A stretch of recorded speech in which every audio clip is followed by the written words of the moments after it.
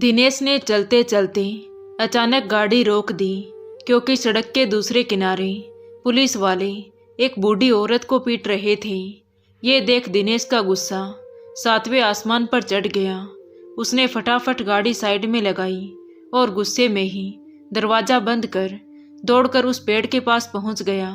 वहां जाकर देखा तो पुलिस वालों ने एक पेड़ के नीचे महीनों से अपनी शरण स्थल बनाए हुए एक बूढ़ी औरत का सामान उठाकर दूर फेंक दिया था और बड़ी बेरहमी से उसके साथ धक्का मुक्की कर रहे थे।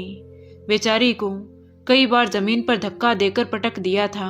एक पुलिस वाला उसे निर्जीव वस्तु की तरह घसीट रहा था। वो बूढ़ी औरत बेचारी चीख रही थी। लोग दूर खड़े तमाशा देख रहे थे। दिनेश ने दौड़कर पुलिस वाले को घसीटने से रोकते हुए कहा कि किसी ने भी अगर इस बुजुर्ग महिला के साथ बदतमीजी की तो समझ लो कि ये खाकी तुम्हारी उतर जाएगी। तुम्हें शर्म नहीं आई एक महिला के साथ बदसलूकी करते हुए?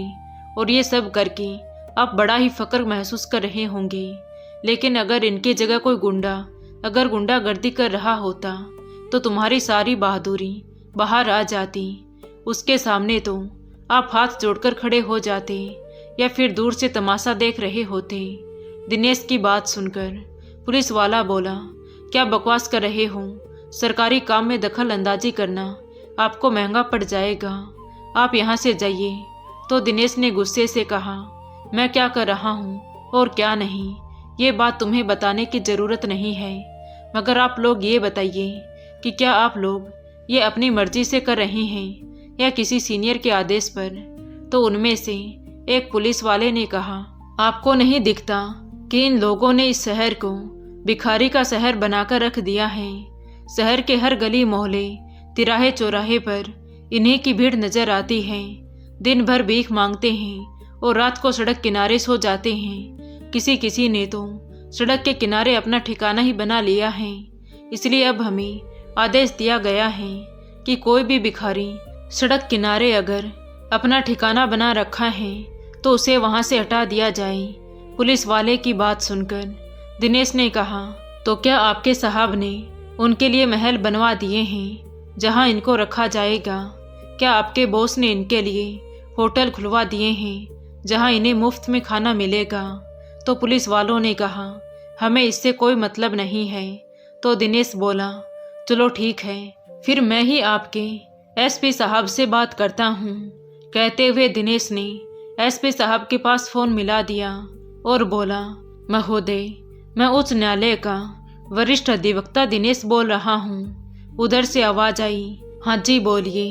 तो दिनेश ने कहा, महोदय, क्या आपने अपने सिपाहियों को कानून तोड़ने का आदेश दिया है?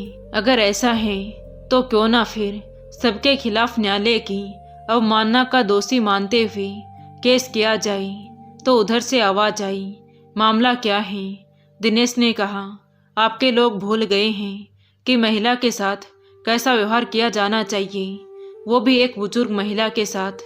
सुना है कि आपने भिखारियों को खदेड़ कर शहर से बाहर फेंकने का आदेश दिया है। मैं पूछना चाहता हूँ कि क्या आपने उनके पुनर्वास की कोई व्यवस्था की है? अगर नहीं तो क्या आप उच्चतम न्यायालय की उस टिप्पणी को भूल गए हैं कि भिखारियों पर कोई भी आदेश पारित नहीं किया जा सकता? कोई भी अपनी मर्जी से भीख नहीं मांगता है। पेट की मजबूरी ही उन्हें भीख मांगने के लिए विवश करती है और जब तक उनके लिए समुचित व्यवस्था की गारंटी नहीं दी जाती तब तक भीख मांगने पर भी कोई पाबंदी नहीं लगाई जा सकती है। आपके लोग ये भी भूल गए हैं कि महिला अपराधी को सिर्फ महिला पुलिसकर्मी ही हाथ लगा सकती है। एक वक्त की मारी महिला जो एक पेड़ के नीचे अपनी रात गुजारती है, उसके बारे में यह जानने की कोशिश तो किसी ने भी नहीं की कि वो किस कारण से दर दर भटक रही है। उल्टा ये आदेश दे दिया गया कि भिखारी शहर की शान को बट्टा लगा रहे हैं, इसलिए उन्हें निकाल कर बाहर फेंक दिया जाए। आपकी पुलिस एक बुजुर्ग महिला को घसीट कर ऐसे ले जा रही है मानो किसी विश्वविख्यात डॉन को पकड़ लिया हो। आपकी यही पुलिस तब कहाँ जाती है जब शहर में जगह जगह चोरियां होती हैं, दिन दहाड़े खून कर दिया जाता है, गुंडे बंदूक लहराते हुए इनके सामने से निकल जाते हैं। दिनेश की बात सुनकर अधिकारी ने घटना स्थल की लोकेशन पूछी और 10 मिनट के अंदर ही वहां पहुंच गया। उनके आते ही सभी पुलिसकर्मी सतर्क हो गई। दिनेश ने पुलिसकर्मियों की बदतमीजी की पूरी दास्तां एसपी साहब को बता दी तो एसपी साहब ने उन सभी पुलिसकर्मियों को लाइन हाजिर कर दिया और बुजुर्ग महिला से बोले, अम्मा जी तुम यही रह सकती हो, तुम्हें कोई कुछ नहीं बोलेगा। उनकी तरफ से मैं आपसे माफ़ी मांगता हूँ। तो दिनेश ने कहा, माफ़ करना साहब, लेकिन अब ये अम्मा जी यहाँ नहीं रहेंगी। मेरे घर में माँ की जगह बहुत सालों से खाली पड़ी है, अब ये मेरे घर की शोभा बढ़ाएंगी। कहते हुए दिनेश ने एसपी साहब को अभिवादन किया और बुजुर्ग महिला का हाथ पकड़कर बोला, अम्मा जी चलिए, अब आपको इस पेड़ के नीचे रहने की कोई ज़रूरत नहीं है। तो उस बुजुर्ग महिला ने कहा, बेटा मेरी पोटली इन लोगों ने न जाने किधर फेंक दी है। तो दिनेश बोला, अम्मा जी अब उस पोटली की क्या ज़रूरत है, ऐसे चलिए ना। नहीं बेटा, उसमें मेरे बच्चों की फ़ोटो है। तो पुलिस वालों ने वो पोटली ढूंढकर उनके हाथ में थमा दी। दिनेश दौड़कर अपनी गाड़ी उनके पास ले आया और उनको गाड़ी में बिठाकर अपने घर की तरफ चल दिया। काफ़ी देर तक चुप रहने के बाद उस बूढ़ी अम्मा ने कहा, बेटा मुझे कहाँ ले जा रहे हो, मुझे यहीं कहीं छोड़ दो, मैं कोई नया ठिकाना खोज लूँगी। तो दिनेश बोला, अम्मा जी आप भूल गई क्या कि मैंने क्या कहा था कि अब आप हमारे साथ ही रहेंगी। आपकी 2 बहुएं हैं, नाती पोते हैं। उसकी बात सुनकर अम्मा जी ने कहा, बेटा अब मुझसे कोई काम तो होता नहीं है, मैं तुम्हारे किस काम की हूँ, अब तो घर के काम करना भी भूल गई होंगी, मैं क्या करूँगी। तो दिनेश ने कहा, अम्मा जी अब आप हमारी माँ हैं, कोई काम वाली बाई नहीं, आपको कुछ भी नहीं करना है, सिर्फ आदेश देना है। काम करने वाली आपकी बहुएं जो हैं। तो अम्मा जी चुप हो गई, मगर दिनेश के मन में एक कोलाहल सा उछाल मार रहा था। सोच रहा था कि क्या मज़े की बात है कि चूहा अगर पत्थर का है तो गणेश जी का वाहन समझकर सब पूछते हैं, मगर यदि घर में कोई चूहा दिख जाए तो पीछे पड़ जाते हैं और जब तक चैन से नहीं बैठते तब तक उसे मार नहीं देते हैं। ठीक उसी तरह माँ बाप अगर दीवारों पर लटक रहे हैं तो सब पूछते हैं, हर साल ब्राह्मणों को खाना खिलाते हैं, मगर जब जिंदा होते हैं तो उनकी कीमत नहीं समझते, उन्हें भरपेट भोजन भी नसीब नहीं होता। हमें आज तक ये समझ नहीं आया कि मनुष्य इंसान से नफरत और पत्थरों से इतनी मोहब्बत क्यों करता है। एक माँ के दर्शनों के लिए ये लोग पहाड़ों से चढ़कर ऊपर चले जाते हैं, मगर अपनी माँ को दर दर की ठोकरें खाने के लिए विवश कर देते हैं। लेकिन इंसान शायद सोचते हैं कि भगवान के दर्शन मात्र से उसके सब पाप धुल जाएंगे, तो हो सकता है उसके अन्य पाप धुल भी जाएं, मगर माँ के साथ की गई ज्यादतियों को भगवान कभी माफ़ नहीं करता।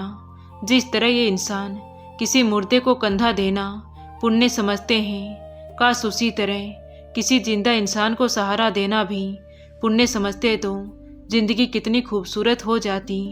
क्या हो गया है इस दुनिया को, नाते रिश्तेदारों की गरिमा को पूरी तरह बर्बाद करके रख दिया है। किसी के दुख दर्द की किसी को भी चिंता नहीं है। खैर अब तक दिनेश ने अम्मा जी से ये नहीं पूछा था कि उनके बेटे अभी जिंदा हैं या नहीं, लेकिन अगर वो जिंदा हैं तो उन्हें मर जाना चाहिए था। एक माँ उनकी फोटोओं को कलेजे से लगाए फिर रही है, और अगर वो जिंदा हैं तो अम्मा जी भीख क्यों मांग रही है। क्या उसके पेट के लिए 2 रोटियां भी नसीब नहीं हैं। दिमाग में चल रहे उधेड़ बुन को एक तरफ करते हुए दिनेश ने सोचा, खैर ये बातें आराम से बैठकर कर लूँगा, क्योंकि वो नहीं चाहता था कि उन्हें तनिक भी कष्ट हो, क्योंकि जब छुपे हुए पुराने घाव को खुदेरे जाते हैं तो बड़ा ही दर्द होता है। उसने अपनी पत्नी को फ़ोन करके बता दिया कि वो एक बूढ़ी अम्मा को अपने घर लेकर आ रहा है। थोड़ी देर बाद दिनेश जैसे ही दरवाजे पर पहुंचा तो ये देखकर चकित रह गया कि परिवार के सभी सदस्य दरवाजे पर खड़े थे और आरती का पूरा प्रबंध कर रखा था। इससे पहले कि दिनेश की पत्नी सरिता अपना काम करती। अम्मा जी इतनी विहल हो उठी कि दिनेश की पत्नी सरिता और उसके भाई की पत्नी पूजा को कसकर गले से लगा लिया। उनकी आंखों से झरझर आंसू बहने लगे। शायद उनको विश्वास नहीं हो रहा था कि एक भिखारी का इस कदर भी सम्मान हो सकता है। बच्चे उनकी टांगों से लिपट गए। दिनेश का बेटा बोला, पापा ये हमारी दादी माँ है ना? तो दिनेश ने कहा, हाँ बेटा, तुम पूछा करते थे ना कि हमारी दादी माँ कहाँ है, तो लो आज मैं उन्हें ले आया हूँ। अम्मा जी जमीन पर बैठ गई और तीनों बच्चों को अपनी बाहों में ले लिया और फिर दिनेश की तरफ देखकर बोली, बेटा मैं कैसी दादी माँ हूँ जो खाली हाथ ही चली आई। तो दिनेश ने कहा, अम्मा जी न आप कहीं जा रही हैं और ना ये बच्चे कहीं जा रहे हैं। आप जो चाहे दिलवाती रहना, आप परेशान क्यों हो रही हैं? कहते हुए उन्होंने अम्मा जी का पूरे सम्मान के साथ गृह प्रवेश किया। पूरा घर खुशी से भरा हुआ था, मानो सभी की सदियों पुरानी मुराद पूरी हो गई हो। अगले दिन जब दिनेश ऑफिस से घर लौटा तो उसे अम्मा जी कहीं दिखाई नहीं दी। दिनेश ने अपनी पत्नी सरिता से पूछा, अम्मा जी कहाँ है? तो उसने इशारे से बताया कि अम्मा जी अपने कमरे में हैं। तो दिनेश दबे पांव उनके पास पहुंच गया। उसने जाकर देखा तो अम्मा जी अपने पति का फोटो देखे जा रही थी और आंसू बहाए जा रही थी, मगर एक फोटोग्राफ उल्टा करके रखा हुआ था, शायद बच्चों का होगा। ये सोचकर दिनेश ने अचानक पूछ लिया, अम्मा जी आप रो क्यों रही हैं? यहाँ कोई तकलीफ है? तो अम्मा जी अचानक पलटी और आंखों के आंसू पोंछते हुए बोली, कैसी बातें कर रहे हो बेटा? यहाँ और तकलीफ तो फिर आप रो क्यों रही हो अम्मा जी? कहते हुए दिनेश ने एक कुर्सी अम्मा जी के पास खिसकाई और उस पर बैठ गया। तब तक दिनेश की पत्नी सरिता भी पहुंच गई। वो भी अम्मा जी के करीब बैठते हुए बोली, लगता है अम्मा जी को बच्चों की याद सता रही है। तो अम्मा जी ने कहा, नहीं बेटा तू गलत सोच रही है। कभी बच्चों की याद आती थी जब वो छोटे थे, मगर अब नहीं। फिर उन्होंने अपने पति की फोटो दिखाते हुए कहा, आज तो मेरे आंसू इस शख्स को देखकर निकल पड़े जिसने कभी सुख क्या होता है ये जाना ही नहीं। जवानी में मेरी सुख सुविधाओं के वास्ते, फिर बच्चों की परवरिश के वास्ते, अपना सुख दुख तो उसने कभी देखा ही नहीं। बच्चों को अच्छे से अच्छी तालीम दिलवाने में ही लगे रहे। उन्होंने 2 मंजिला मकान बनवाया था कि हमारे 2 बच्चे हैं, एक ऊपर रहेगा और दूसरा नीचे रहेगा। अपने लिए नीचे एक कमरा बनवा लिया और बोले, अपना गुजारा तो इतने में ही चल जाएगा। बच्चे बड़े हुए, नौकरी भी लग गई और उनकी शादियां भी कर दी। लेकिन फिर एक दिन मुझे बच्चों के ऊपर अकेला छोड़कर सदा के लिए चले गए। तभी दिनेश ने कहा, अम्मा जी आपके 2 बेटे हैं, बेटी नहीं है क्या? तो उन्होंने कहा, काश मेरी एक बेटी होती तो फिर मुझे ये दिन क्यों देखने को मिलता और काहे को ये भीख मांगनी पड़ती। बेटा जिन बच्चों ने मुझे दर दर की ठोकरें खाने के लिए छोड़ दिया है, उन्हें मेरे मकान में रहने का कोई हक नहीं है। मैं ये बात बहुत पहले से सोच रही थी, मगर तब मैं अबला कुछ कर नहीं सकती थी। तभी दिनेश ने कहा, माँ जी आप क्यों दुखी हो रही हैं? उन्होंने जो किया उसे भगवान देख रहा है और उसका फल भी उन्हें मिलेगा ही। आप उन्हें भूल जाइए और खुश रहिए। नहीं बेटा अब नहीं, बहुत सहा है मैंने। तुम नहीं जानते बेटा कि मेरे साथ क्या गुजरी है। कहते कहते अम्मा जी की आंखों से झरझर आंसू बहने लगे। तभी दिनेश का छोटा भाई मुकेश भी वहां आकर बैठ गया। उसने कहा, बताइए ना माँ जी, आपके बेटों ने आपको इस हालत में क्यों छोड़ दिया? तो अम्मा जी ने अपने आंसू पोंछते हुए कहा, बेटा इनके जाने के बाद मेरी किस्मत ही फूट गई। मेरा एक बेटा इसी घर में रहता था क्योंकि वो अपनी नौकरी यहीं से करता था, लेकिन बड़े वाले की नौकरी दूसरे शहर में थी, इसलिए वो किराए के घर में रहने चला गया। बेटा जैसे जैसे समय गुजरता गया मैं अपने ही घर में मालकिन की जगह नौकरानी बनती चली गई। सुबह से शाम तक घर के पूरे काम निपटाने में लगी रहती, फिर भी बहू मुझे फटकारती रहती थी कि कोई भी काम ढंग से नहीं करती। मैं चुपचाप सब्र का घूंट पीती रहती। मेरा छोटा बेटा सब कुछ जानता था, मगर अपनी पत्नी को कभी कुछ नहीं कहता। लेकिन हद तो तब हो गई। एक दिन मैं किचन में बर्तन साफ कर रही थी कि अचानक मेरे हाथ से एक बर्तन छूटकर नीचे गिर गया। बर्तन के गिरने की आवाज़ सुनकर बहू दौड़ती हुई आई और मुझे धक्का देते हुए बोली, हाथ टूट गए हैं इसके, न जाने कब हमारा पीछा छोड़ेगी। पापा मर गई और ये बुढ़िया अभी तक हमारी छाती पर मूंग दल रही है। अफसोस इस बात का नहीं था कि बहू ने मुझे ऐसा कहा या गलत व्यवहार किया। अफसोस तो तब हुआ जब मेरा बेटा भी सब कुछ देखकर चुपचाप अपनी ड्यूटी चला गया। तो मैंने तय कर लिया कि अब मैं इसके पास नहीं रहूंगी, बड़े बेटे के पास चली जाऊंगी। ये सोचकर मैं अगले दिन ही बड़े बेटे के पास चल पड़ी। मुझे किसी ने ये तक नहीं पूछा कि कहाँ जा रही हो। मैं रास्ते भर सोचती रही कि बड़ी बहू संस्कारों वाली है, वो मुझे बहुत अच्छे से रखेगी। मगर मेरा यह सपना भी तहस नहस हो गया। मैं जैसे ही बड़े बेटे के घर पहुंची तो बहू ने मुझे देखते ही कहा, क्या हुआ बुढ़िया, छोटे बेटे ने घर से निकाल दिया क्या? तो मैंने कहा, बहू होश में तो हो, कैसी बातें कर रही हो तुम? क्या एक माँ अपने बेटे के घर नहीं आ सकती है? बेटा मैं आखिर अब कहाँ जाती, इधर कुआं और उधर खाई, सो मन मारकर वहाँ रुक गई। मगर रात को बेटे के आते ही बहू ने घर छोड़कर मायके जाने की धमकी दे दी। फिर क्या था बेटा, मुझे मेरी हैसियत पता चल गई थी। मैं अगले दिन सुबह उठी और अपने बच्चों का दामन छोड़कर सदा सदा के लिए चली आई। और इस पापी पेट ने मुझे सभी के सामने हाथ फैलाने के लिए मजबूर कर दिया। अब तुम ही बताओ बेटा, क्या मेरा ये अपराध था कि मैंने उन्हें पैदा किया, उन्हें उंगली पकड़कर चलना सिखाया, रहने के लिए अच्छा सा घर दिया और अच्छी शिक्षा दिलवाई? कहते कहते अम्मा जी फूट फूट कर रोने लगी। तो दिनेश बोला, नहीं माँ जी, आपने कोई अपराध नहीं किया। अपराधी तो तुम्हारे बेटे बहुएं हैं, जिसका दंड उन्हें भुगतना ही पड़ेगा। आप चिंता ना करें, वो लोग ऐसा दंड भोगेंगे कि दुनिया याद रखेगी। उन्हें भी भिखारी बनाकर नहीं छोड़ दिया तो आप मुझे कहना।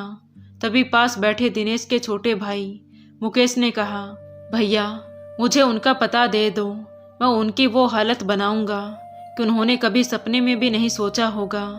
तभी दिनेश ने कहा, मुझे तुम बस देखते रहो कि मैं क्या करता हूँ, तुम्हें परेशान होने की कोई ज़रूरत नहीं है। वो सोचने लगा कि उच्चतम न्यायालय के आदेशानुसार माँ बाप के रहते उनके घर या प्रॉपर्टी पर संतान का कोई अधिकार नहीं है। उनकी संतान तब तक ही उस घर में रह सकती है जब तक कि माँ बाप की इच्छा होगी। यदि वो नहीं चाहते कि उनकी संतान उस घर में रहे तो संतान को घर छोड़ना होगा। अगले दिन ऑफिस जाकर दिनेश ने पूरी तैयारी कर ली और शाम को घर पहुंचकर उसने कागजों पर अम्मा जी के हस्ताक्षर लिए और अगले दिन ही कागजात जिलाधीश महोदय के ऑफिस में पहुंचा दिए। अपने घर द्वार पर पुलिस को देखकर अम्मा जी के छोटे बेटे संजय के होश उड़ गई। वो बौखलाता हुआ बाहर आया और बोला, क्या बात है? तो पुलिस वालों ने उल्टा सवाल किया, आप कौन हैं और ये मकान किसका है? तो संजय ने कहा, मकान हमारा है और किसका होगा, ऊपर नीचे आप ही रहते हैं। पुलिस वाले ने फिर से सवाल किया तो संजय बोला, ऊपर का हिस्सा मेरे बड़े भाई का है, वो पास के शहर में नौकरी करते हैं, इसलिए उन्होंने अपने हिस्से में ताला डाल रखा है। तो पुलिस ने आदेश दिया कि उन्हें तुरंत बुलाइए और आप इस मकान के कागजात लेकर आएं। तो संजय बोला, साहब बात क्या है, आप मकान के कागज क्यों मंगा रहे हैं? अगर आपको कोई शक है तो आप पड़ोसियों से ही पूछ सकते हैं। इंस्पेक्टर बोला, हमने पड़ोसियों से भी और तहसील से भी अच्छी तरह जान लिया है, ये मकान किसी विमला देवी का है और आप लोगों ने इसे जबरदस्ती अपने कब्जे में ले रखा है।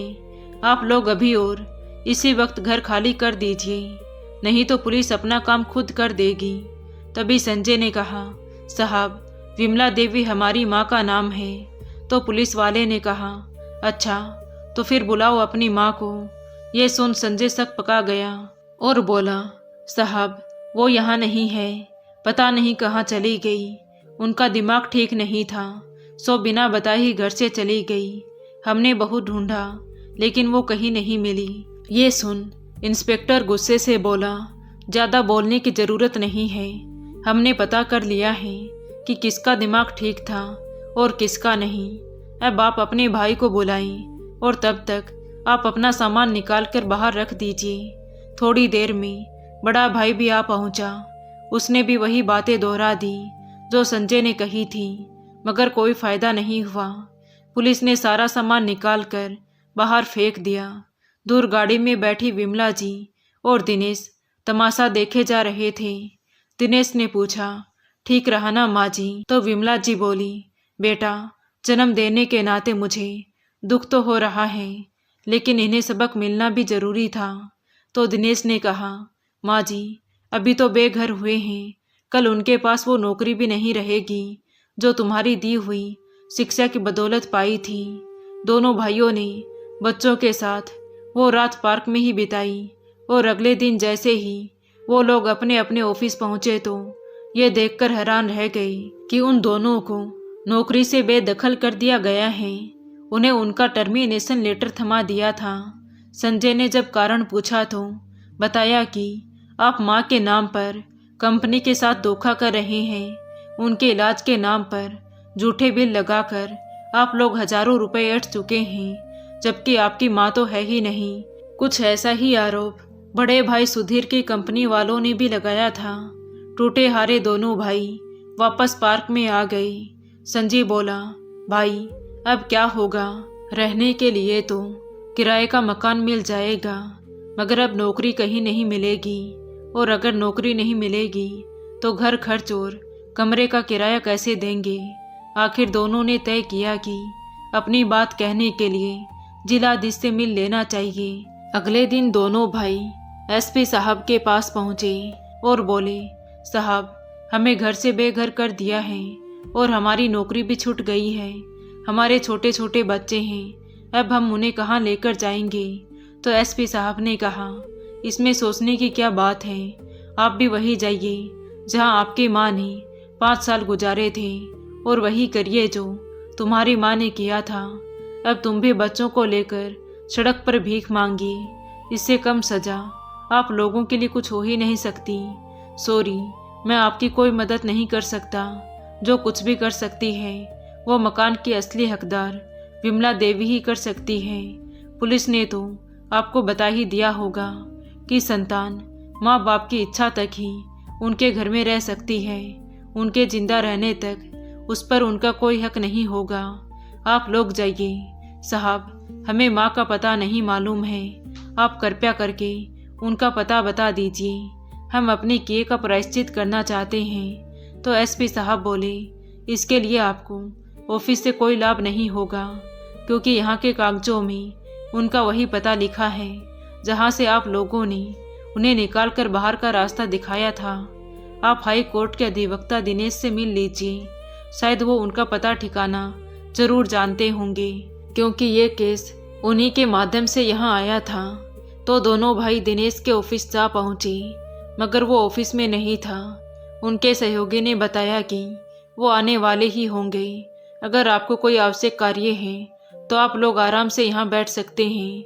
दोनों भाइयों को दिनेश के ऑफिस में बैठे बैठे करीब 2 घंटे हो गए थे, मगर अब तक उनका कोई अता पता नहीं था।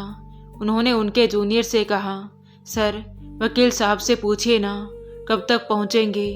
तो उसने कहा, ओ माय गॉड, मैं तो आपको बताना ही भूल गया कि आज वो नहीं आएंगे, क्योंकि आज उनकी माँ का जन्मदिन है। मुझे भी थोड़ी देर में उनके घर के लिए निकलना होगा। तो संजय बोला, साहब, आप उनका पता बता दीजिए, आपकी बहुत मेहरबानी होगी। उनसे हमारा मिलना बहुत ज़रूरी है। तो दिनेश के सहयोगी ने उसके घर का पता बता दिया और उन्हें जाने के लिए कह दिया। उधर दिनेश की पत्नी सरिता ने एक शानदार साड़ी लाकर विमला जी को देते हुए कहा, माँ जी, आज शाम को इनके ऑफिस से और आस पड़ोस के लोग आपसे मिलने आ रहे हैं, तो आप ये साड़ी पहन लेना। अगर ये ठीक नहीं लग रही है तो आप आकर देख लो, जो अच्छी लगे वो ले लेना।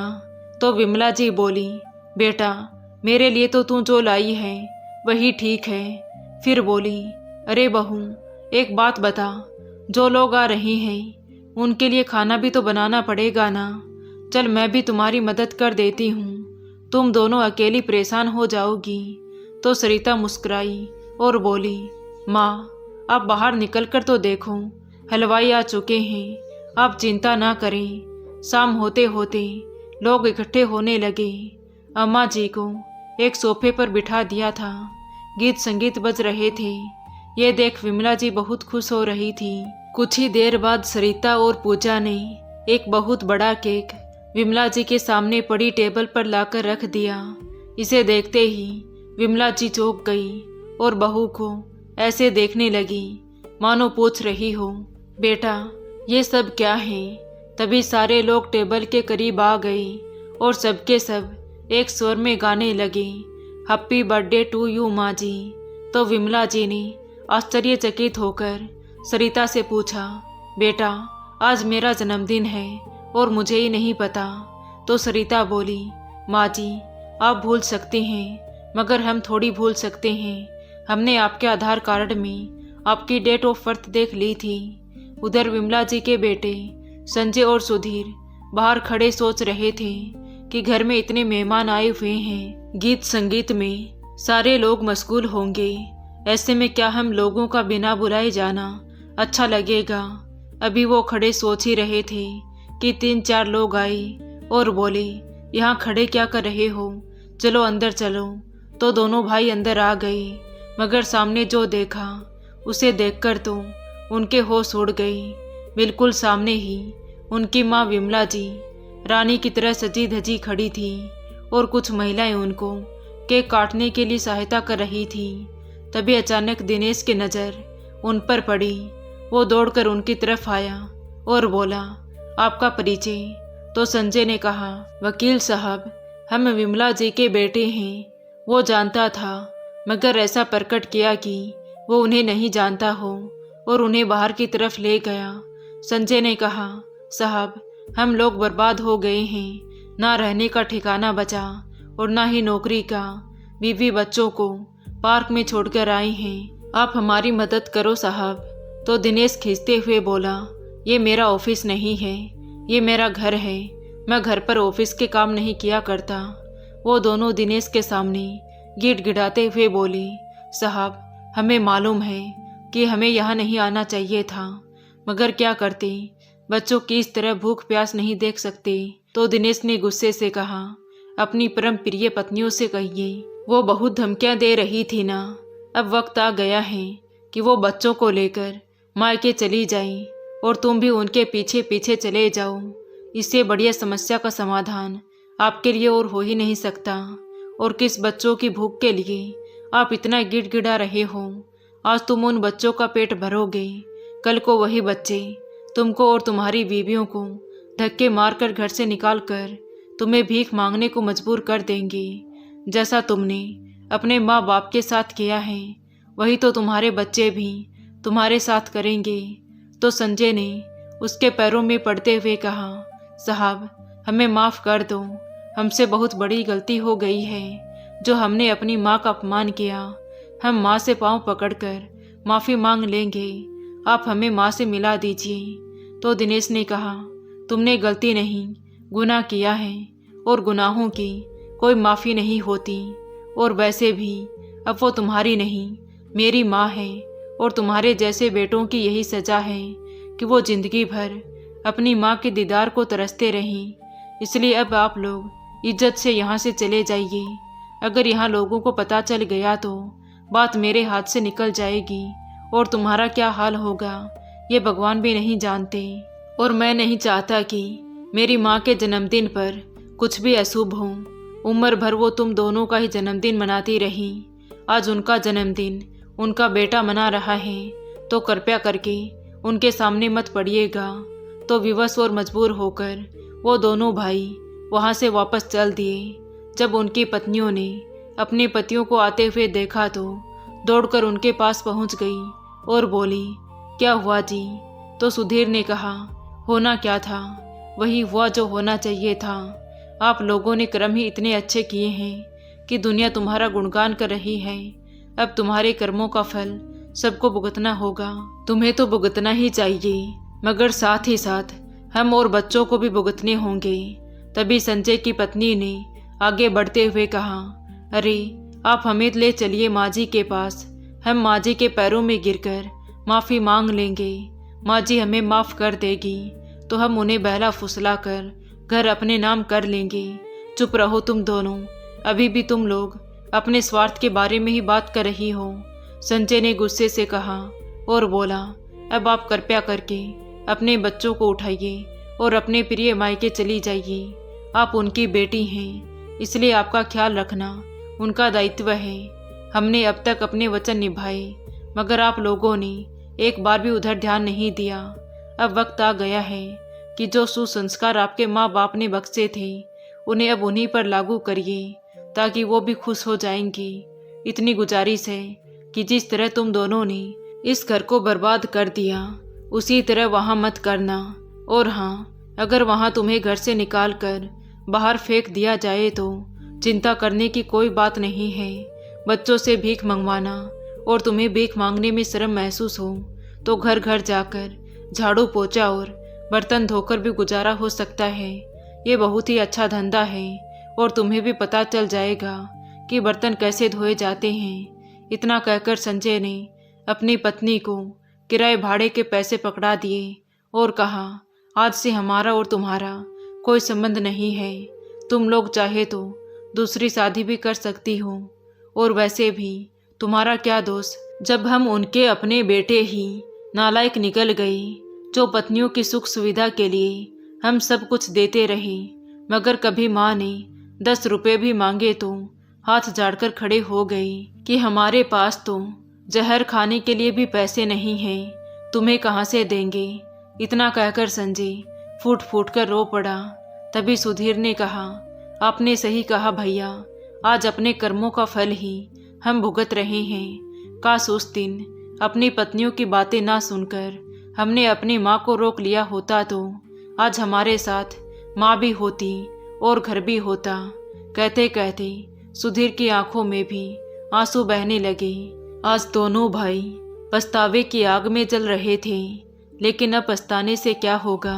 माँ को दिए हुए दुखों के लिए तो भगवान भी कभी माफ़ नहीं करेगा। तो दोस्तों, आपको ये कहानी कैसी लगी कमेंट करके ज़रूर बताएं। कहानी अच्छी लगी हो तो प्लीज़ वीडियो को लाइक करें, शेयर करें और हमारे चैनल कहानी विद देवांशी को सब्सक्राइब ज़रूर करें। Thank you.